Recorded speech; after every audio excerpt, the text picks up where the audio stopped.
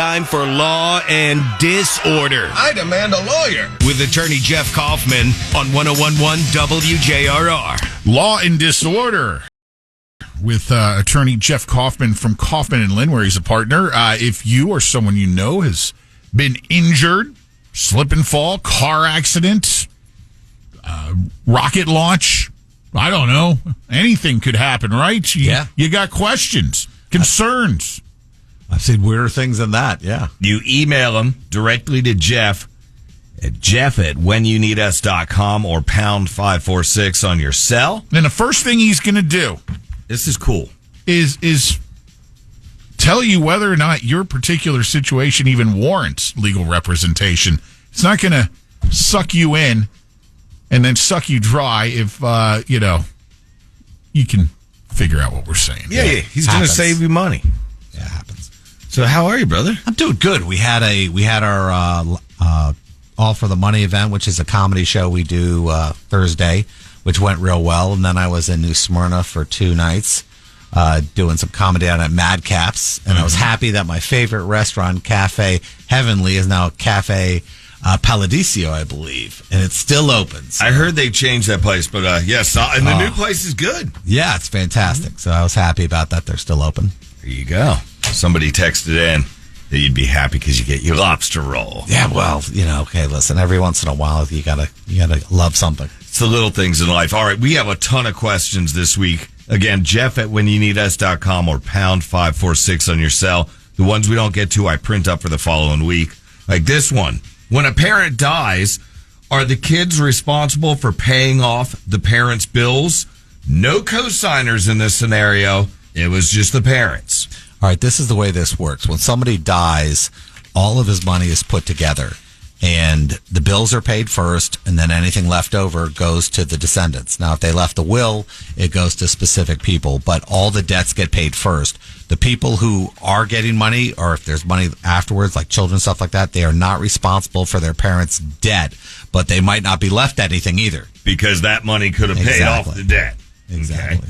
Okay. Question for Jeff. Back in November, I was bit several times by a dog while delivering boxes. How long do I have to act? Since then, I can't be around dogs. Obviously, he's got some mental trauma. Yeah. Okay, first off, if you were working, it's a workers' comp issue, which meant that it was your duty to tell your bosses and everything else this and get the proper treatment from them. A lot of people don't realize that businesses pay for workers' comp. For example, I have a business, and if somebody got hurt in the job, the workers' comp insurance I pay into every year would cover that. So you need to go to your bosses first. Now, the second thing is that sometimes you're able to go to the personal injury route after that and go after the person who actually harmed you. But whatever you get from them could be taken. The workers' comp people can take a portion of that. Is it too late, though, if this happened back in November? That's a while ago. But, it's not too long. But I think you might have blown through your workers' comp. Okay. That might be a problem. You as an employer, I've always wondered this because I remember I had something where I should have done workers' comp, but I didn't want to because you as an employer, do employers ever hold that against their employees for pulling a workers' comp claim? They shouldn't, but they do. They do, right? But they do. That's exactly why. But hey, listen, don't be that the reason. Don't make that the reason you don't get your medical help because it'll be impossible to collect afterwards because in a personal injury case, they said, hey, was workers' comp available? And you blew through that. Mm-hmm. So don't do that. Okay, if your employer doesn't hold back a week's pay when you first start, are they allowed to do it 5 years after you've been employed there? Yeah, they can always change. For example, my firm is a little different. I do things that no other firm does. I pay you for that Friday. I pay every 2 weeks. So that's, when you think about it, that's 26 times a year. So it's not like sometimes there's 3 payrolls in a month. Mm-hmm. Like 2 months, there are 3 payrolls. But what happens is a lot of times these guys try to do 2 weeks or 1 week. And my people have their bills, and God forbid I did that to them, and they had to suffer for that extra week. It'd be bad. Oh yeah. So I take that risk if they don't come in on that Friday. I've already paid them, But a lot of businesses, run a business like a business, and I run it like a family. It would really stink with the way things are now with the expense of everything, not having your check. Hey, listen, changing it around. It's understandable if you're going to, change your payroll or payday, but maybe a little heads up so they can plan in advance. I'm sure they gave him a heads up. Nice. He just doesn't like it, which I wouldn't like it either. Nobody likes change. What legal action can you take? We've had somebody else that had something similar. What legal action can you take if an upstairs neighbor constantly breaks rules that are listed in the lease agreement that all tenants sign and the office does nothing? Here's the deal. It's called the right to quiet enjoyment. That means that if somebody in the building does something that affects or negatively affects your ability to appreciate, your renting building, you can go after them. But I think what's happening is they're not keeping him to certain rules. And here's where that becomes a problem. If they don't follow those rules, then they really can't enforce them against other people too. So it seems more like an enforcement rule. But for example, let's say it's a music issue and it's played all night and they're not allowed to, they're affecting you, and you can go after, you could possibly leave. You could possibly hold some of your rent back. It depends on what the issue is. Okay. If somebody gives you an STD and you have proof of it in texts, can you press charges for assault or battery? Well, here's a rule. The only rule is this. If they knew they had this thing and didn't tell you, for example, AIDS was one of those big issues. There are a lot of STDs they can give, but AIDS was really the bad one, and there were people out there who knew they had it and was spreading it. Yes, you could be sued. And there are certain criminal charges, too, that exist. So when he says, can I charge him? A lot of times the government doesn't want to prosecute STD cases, but you could file a suit. But here's the thing. You can't get blood from a stone.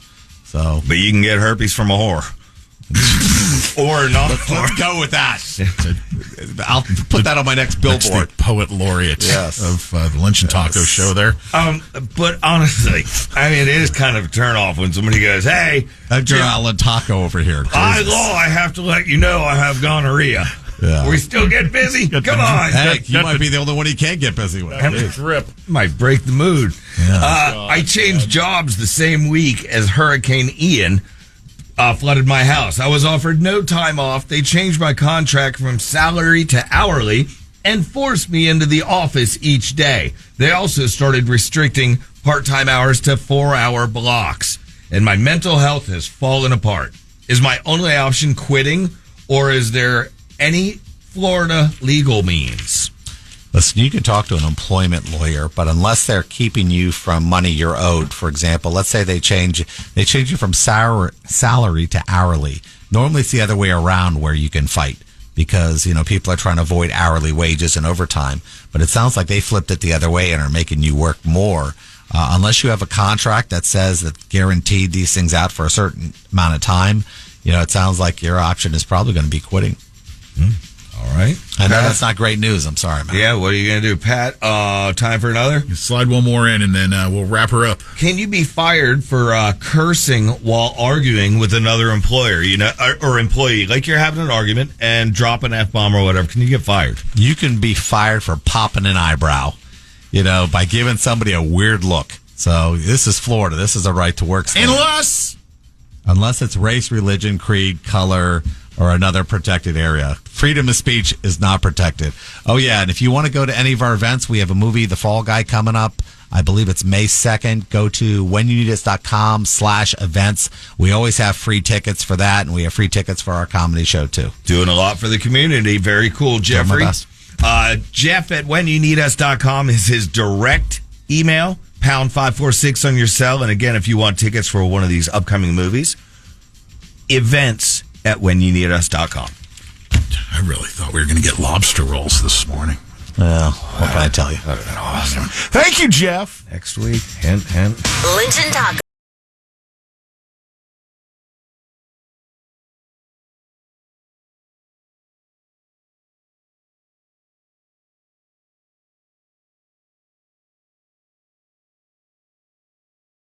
On demand, download the iHeartRadio app.